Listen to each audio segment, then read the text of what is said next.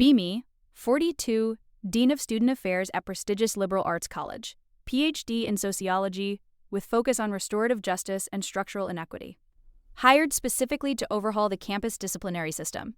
Previous administration was viewed as draconian and punitive. Students protested frequently about carceral logic in dorm regulations. My mandate was to create a holistic community accountability model. Believed deeply that traditional punishment failed to address root causes of harm. Wanted to dismantle the school-to-prison pipeline starting at the university level. Convinced that dialogue and understanding could resolve all conflicts. First major move was disarming campus safety. Replaced uniformed officers with community safety liaisons, CSLs. CSLs wore polo shirts and carried clipboards, no batons or restraints. Their primary tool was de-escalation conversation. Rewrote the student code of conduct entirely. Removed suspension and expulsion as standard penalties. Replaced them with restorative circles and community impact essays. Implemented a zero-stigma policy regarding disciplinary records. No infractions would be recorded on permanent transcripts to protect future employment. Announced policies at massive town hall in the quad. Students cheered. Faculty applauded.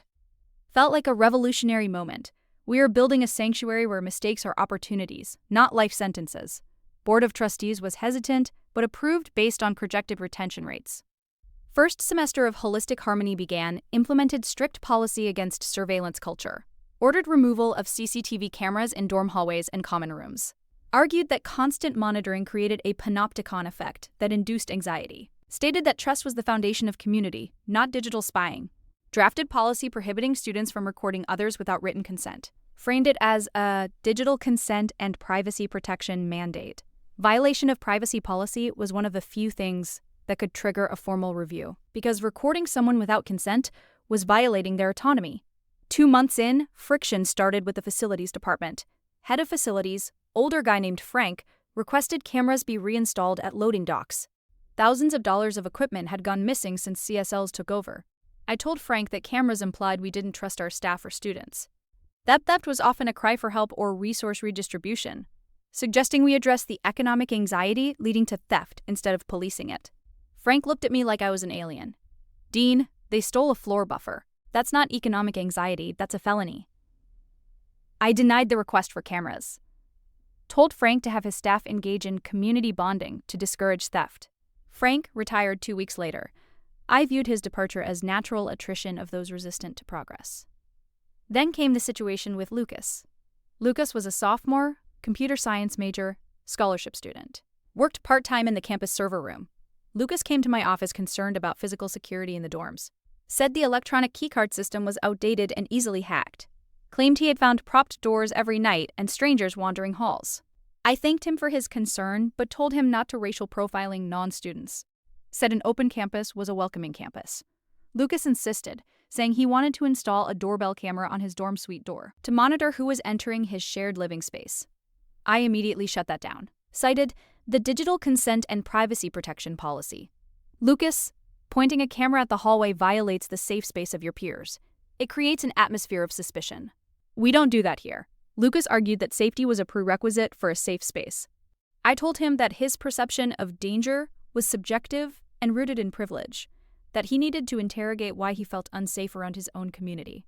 Denied his request for a camera, warned him that installing one unauthorized would result in a restorative circle. Lucas left frustrated. I felt good. I had protected the privacy of the dorm residents from a surveillance hawk. Fall semester continued. Reports of conflicts rose 300%.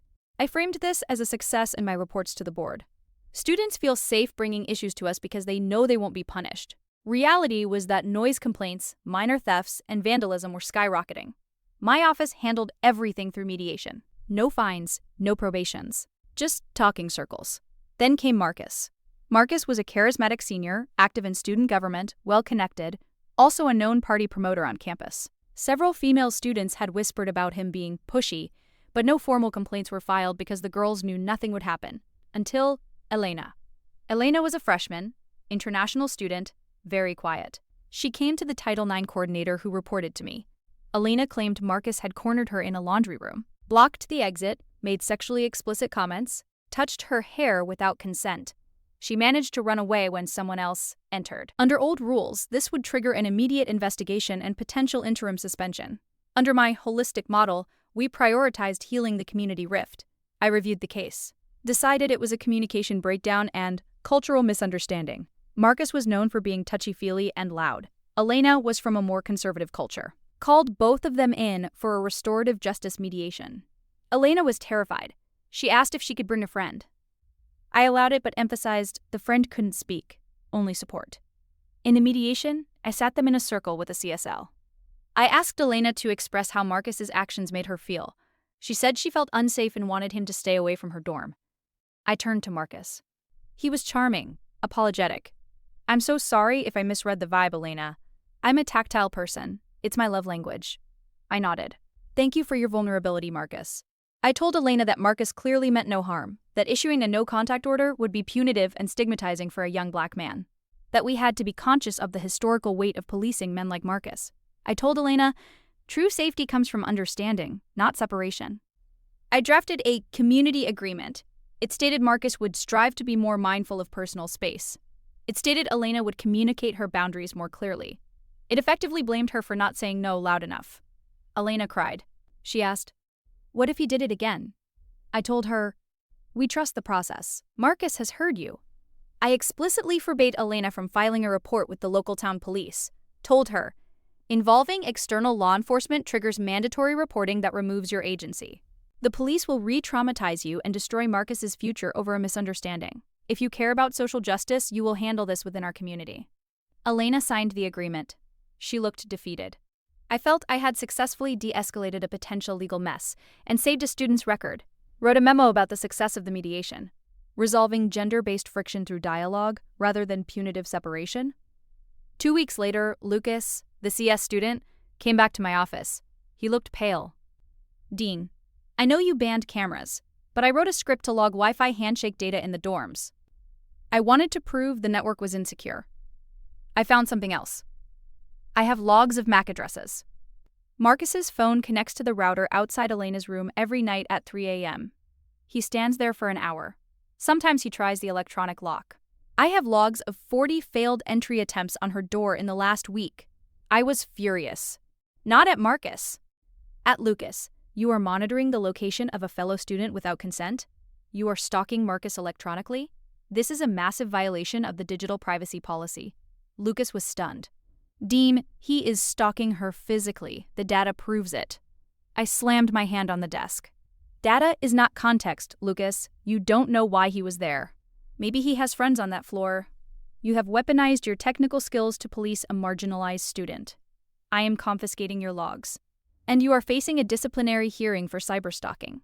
I suspended Lucas for the remainder of the semester for digital harassment. Wanted to make an example of him. To show that vigilante surveillance would not be tolerated. Lucas was escorted off campus by CSLs. He looked at me with pure hatred. "You're going to get someone killed," he said. I attributed his anger to his privilege being checked. Felt confident I was protecting the sanctity of the holistic model. 1 week later. Sunday morning. 4 a.m. Phone rings. It's the president of the college. His voice is shaking. "Dean, get to campus. Now." There are police everywhere. Town police. State troopers. Ambulances. I drive to campus. Panic rising. Flashing lights illuminate the quad. Yellow tape around Elena's dorm. I try to cross the line. A state trooper stops me. "This is a crime scene, ma'am." I say, "I am the Dean of Student Affairs. I need to facilitate the community response." Trooper looks at me. "You need to step back." I find the CSL on duty. He's crying, sitting on a curb. "I tried to talk to him," he sobs. "He had a knife." "We don't have anything, I just had a clipboard." Marcus had broken into Elena's room. He had used a stolen master key from the facilities theft I ignored. He had assaulted her. Badly. She was in the ICU. Marcus was in custody. My world started spinning. But I told myself, this is a tragedy, but it's a failure of society, not the model. We need to double down on support. Healing circles for the dorm. Monday morning. Emergency board meeting. I prepared a speech about trauma-informed response and avoiding knee-jerk punitive reactions. Walked into the boardroom. The college's general counsel, lawyer, was there. He looked like he wanted to murder me. "Sit down," he said. He placed a laptop on the table. "Do you recognize this voice?" He played a recording. It was my voice. Crystal clear. It was the mediation session with Elena and Marcus.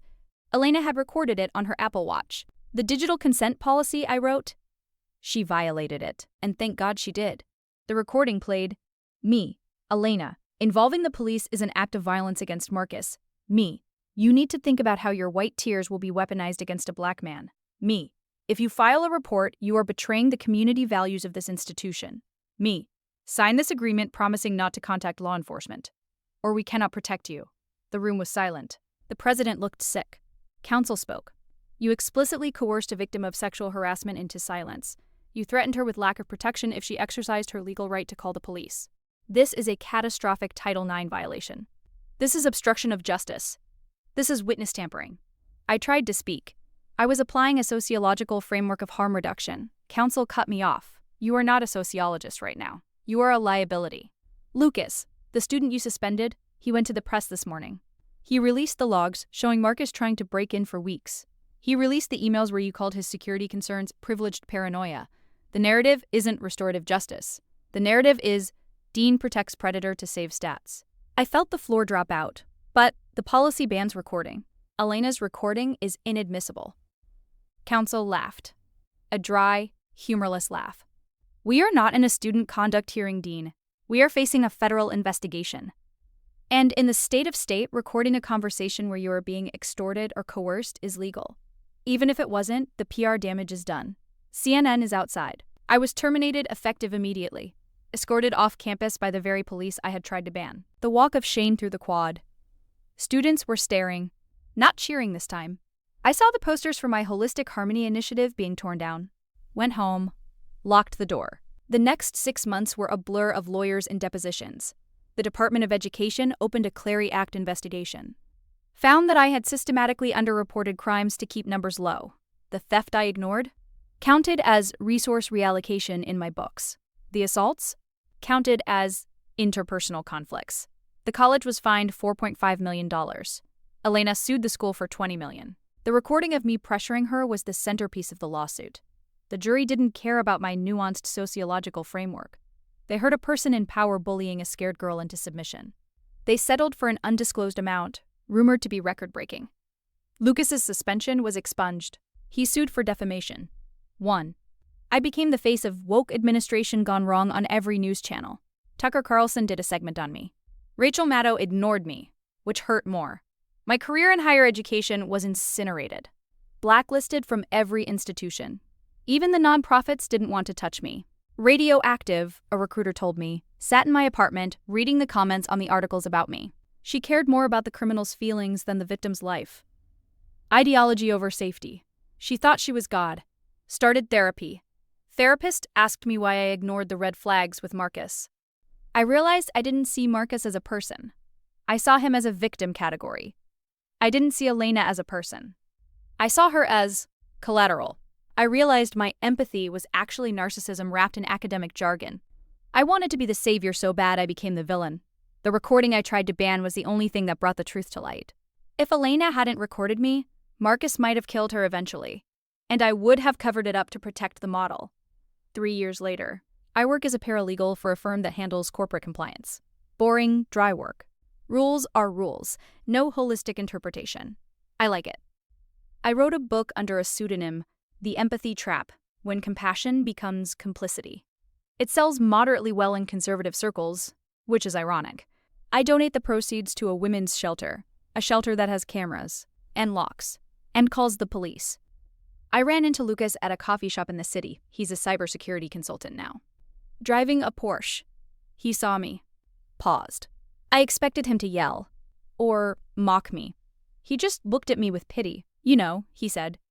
The system worked. Just not the one you built. He walked away. I sat there and drank my coffee. He was right. My ban on recording created a black box where abuse could thrive. The recording broke the box. Realized that transparency is the only real justice, and that sometimes a door lock is more effective than a conversation. Be me, finally understanding that safety isn't a theory, it's a practice. And I failed the practical exam, but at least the recording exists. A permanent digital monument to my failure. A warning to the next dean with a great idea. Don't mute the victims to amplify your ideology. Lesson learned. Cost. My career, the college's reputation, and a girl's safety. Price was too high, but the truth is paid in full.